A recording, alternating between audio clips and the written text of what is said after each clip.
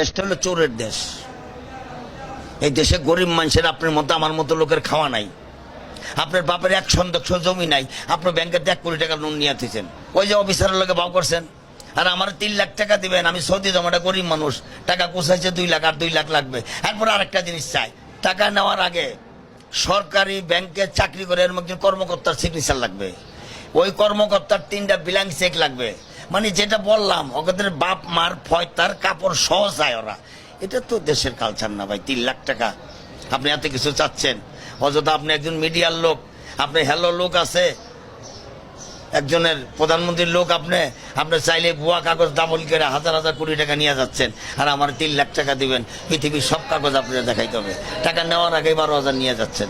আপনি সরজমিনে যেতে চান, আমার লোকে চলেন, আমি নিয়ে যাই আপনার প্রবাসী কল্যাণ ব্যাংকে।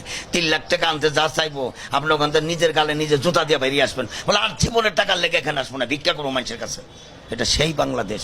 পাই নাই না, শুধু ও যা চাই হইনাই তো আমি স্টক করছি। চাবো কি? চাওয়ার আগেই তো নিয়ে যাচ্ছে 12,000। এই ফরম, ওই ফরম, এই ফরম, ওই ফরম।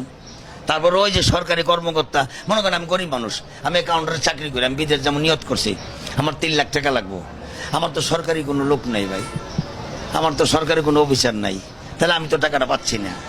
আর আপনি সরকারি একজন কর্মকর্তার ব্ল্যাঙ্ক চেক আপনি তো গভীরতা আত্মীয়তা ছাড়া দিবেন না, দিবে কেউ? তা আমার তো নাই। তাহলে শুধু শুধু মানুষকে হয়রানি করা, এই প্রবাসী কল্যাণ ব্যাংক দিয়া মানুষকে ধোকা দেওয়া না, এর সাথে চিটারি করে বলা, এই সমস্ত দুর্নীতি বন্ধ।